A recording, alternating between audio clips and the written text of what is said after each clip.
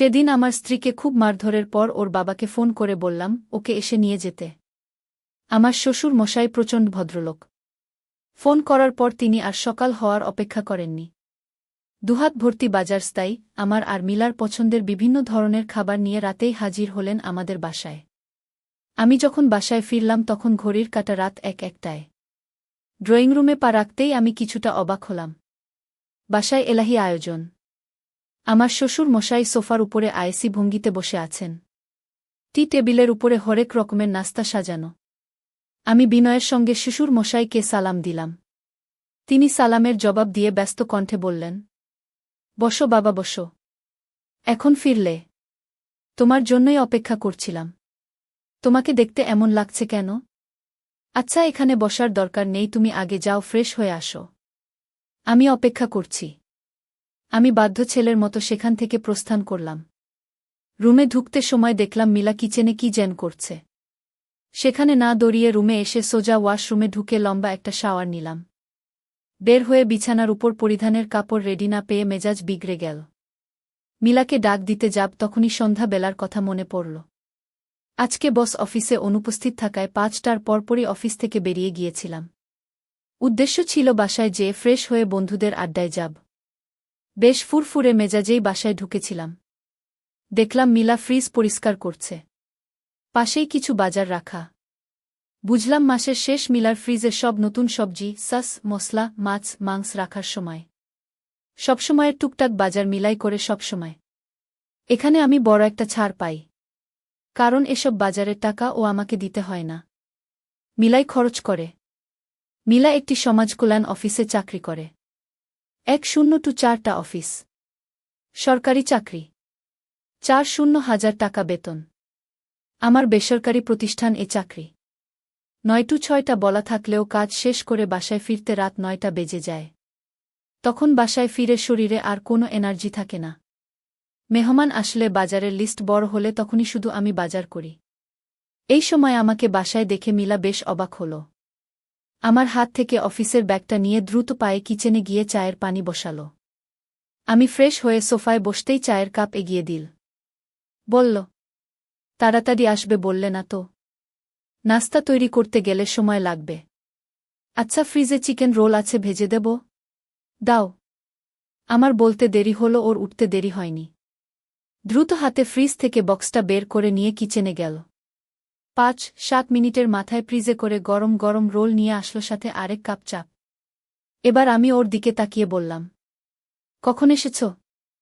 এখনো ফ্রেশ হওনি কেন? বাইরের জামাকাপড় ছেড়ে পরে কাজ করা যেত না? কাজের মেয়েটাকে ডেকে নিলেই পারতে। ফেরার পথে গিয়েছিলাম ডাকতে, বলল এখন আর আসবে না, কাল সকালে এসে করে দেবে, তাই নিজেই করে নিচ্ছিলাম। কাজ প্রায় শেষ হয়ে এসেছে, তুমি নাস্তা করতে করতে শেষ হয়ে যাবে। বলেই আবার কাজে লেগে পড়ল। রোল খেতে খেতে চাটা ঠান্ডা হয়ে গিয়েছে। বললাম, চাটা ঠান্ডা হয়ে গেল তো? দাঁড়াও, আমার কাজ শেষ। আবার করে দিচ্ছি। গরম করে দাও, তাহলেই হবে, নতুন করে করতে হবে না। আচ্ছা।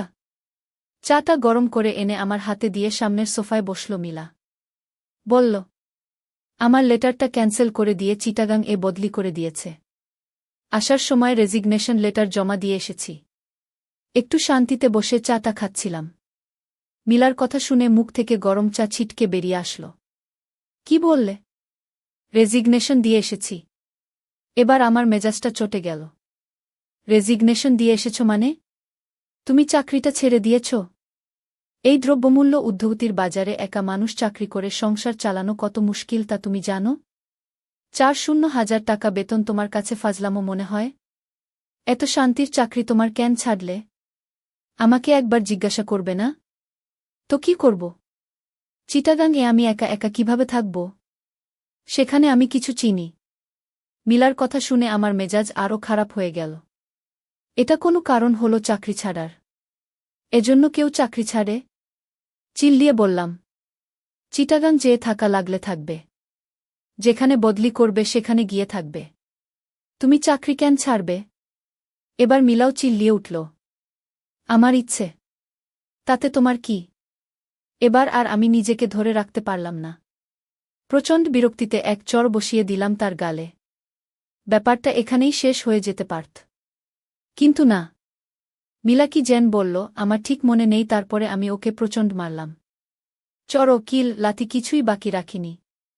সেভাবেই বাসা থেকে বেরিয়ে গিয়েছিলাম। তখনই মনে পড়ল মিলার বাবা গত দুদিন যাবত ফোন করছেন তার ছোট মেয়ের বিয়ে ঠিক হয়েছে।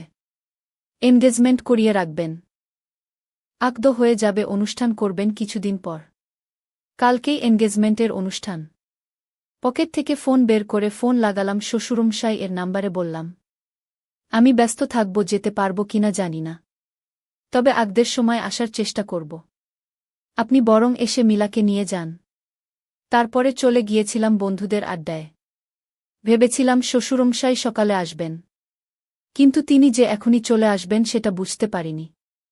এর মধ্যেই মায়ের গলা শুনতে পেলাম, না বেয়াই মশাই, রাতের খাবার না খেয়ে কিছুতেই যেতে পারবেন না। আমি অবাক হলাম। মা কোথা থেকে আসলেন? ভাবনা থেকে বেরিয়ে দ্রুত পায়ে ড্রয়িং রুমে এলাম। মা আর শ্বশুর মশাই বসে আছেন। ডাইনিং-এর হরেক রকমের খাবার সাজানো। মাকে উদ্দেশ্য করে বললাম, তুমি কখন আসলে? মিষ্টি পাগলামি করছিল দেখে কালকে ওদের বাসায় এসেছিলাম। আজকে ভাবলাম মিলার সাথে দেখা করে যাই, তাই সন্ধ্যায় এসেছি। মিষ্টি আমার বোনের মেয়ে। বয়স 4 বছর। ওর নাম মিষ্টি নয়, ওর ভালো নাম আরাধ্য। কিন্তু মেয়েটা দেখতে এত মিষ্টি যে ওকে অন্য নামে ডাকতে ইচ্ছে করে না। তাই আমরা সবাই ওকে মিষ্টি বলেই ডাকি। আমার বোন আমার ছোট। ওর হাজব্যান্ড বদলি হয়ে এই 8 মাস মতো হলো আমাদের পাশের এলাকায় এসেছে। মাঝে মধ্যে ছুটির দিনে আসে আমাদের বাসায়। আমার বড় ভাই রয়েছে, সে ব্যবসা করে। আমরা যেখানে থাকতাম সেখানেই তার অফিস। বাবা রিটায়ারের পরে ওখানেই বাড়ি করেছিলেন। তাই বাবা, মা, বড় ভাই, ভাবি তারা একসাথেই থাকে। বড় ভাইয়ের বিয়ে হয়েছে 8 বছর। কোনো সন্তান নেই। এ নিয়ে আমাদের কারোরই কোনো আপত্তি নেই। তবে বর্তমানে ভাবি সন্তান সম্ভবা। এই তো 8 মাস চলছে। এই 8 মাসে আমার মা ভাবিকে রেখে কোথাও যাননি। এমনকি ভাবিকে তার বাপের বাড়িতেও যেতে দেননি, সে নিজেই কাছে রেখে ভাবিকে যত্ন করছেন। মা অন্যরকম মানুষ। বউ শাশুড়ি দ্বন্দ্ব বিষয়ক কোনো ঝামেলা আমাদের পরিবারে নেই। উল্ট মা তার ছেলেদের চেয়ে বুদের বেশি যত্ন করেন। হয়তো মিষ্টি বেশিই বিরক্ত করছিল, এজন্যই বাধ্য হয়ে আসতে হয়েছে। সবাই মিলে টেবিলে খেতে বসলাম। মিলা সবাইকে বেড়ে দেওয়ার পর ভাতের চামচে হাত দিতেই শ্বশুর মশাই মিলার হাত ধরে ফেললেন। নিজে দাঁড়িয়ে মোরগ পোলাও এর বাটি থেকে পোলাও তুলে দিলেন মিলার প্লেটে। মায়ের চোখে চোখ পড়তেই দেখলাম তিনি গরম চোখে তাকিয়ে আছেন আমার দিকে। মিলার মোরগ পোলাও পছন্দ। শুধু পছন্দ বললে ভুল হবে, রীতিমতো পাগল। তবে মিলা খেল না। পাশ থেকে অল্প একটু খেল। সব খাবার প্লেটেই পড়ে রইল। উঠে চলে গেল রেডি হতে। রাত বাড়ছে, বেরোতে হবে তো। বসে আছি বিয়ের আসরের সামনেই হুজুর বর কনের আক্ত পড়াচ্ছে। নীরাকে দেখে খুশিই মনে হচ্ছে। অবশ্য বর পছন্দ হলে সব মেয়ে বিয়ের সময় খুশি থাকে। এসেছি আধা ঘন্টা হয়েছে। মিলাকে একবার দেখেছিলাম। হালকা একটা জামা পরেছে, মুখেও কোনো প্রসাধনী দেয়নি, অল্প কিছু অলংকার পরেছে শুধুমাত্র। কথা হয়নি বললে ভুল হবে, আমি এগিয়ে যাইনি ওর দিকে। গেলে ও নিজে থেকেই কথা বলতো। আমি সিওর। আত্মসম্মান নেই কি না। ঘণ্টাখানেক থেকে খাবার খেয়ে শ্বশুর মশাইয়ের থেকে বিদায় নিয়ে চলে আসলাম বাসায়। আসার পর থেকে মনটা খচখচ করছে। কিছুই ভালো লাগছে না। মিলার মুখটা মনে পড়ছে। কি মলিন লাগছিল দেখতে। একটু কথা বললে কি হতো? না, আমি বেশি ভাবছি। ওর একটা শিক্ষা হওয়া দরকার। যা করেছি ঠিক করেছি। নিজেকে সান্ত্বনা দিয়ে ঘুমাতে গেলাম, কিন্তু ঘুম আসছে না। কিছুক্ষণ এপাশুপাশ করে ফোনটা হাতে তুলে নিলাম। দেখলাম বিদিশাকে অনলাইন দেখাচ্ছে। কিছু না ভেবে সাথে সাথেই মেসেজ করলাম। হঠাৎ কলিং বেলের শব্দে চমকে উঠলাম। রাত 12টা বাজে, এত রাতে কে আসবে? প্লিজ সাবস্ক্রাইব করে আরও গল্প শুনতে বেশ আইকনটা ক্লিক করে রাখুন। ধন্যবাদ।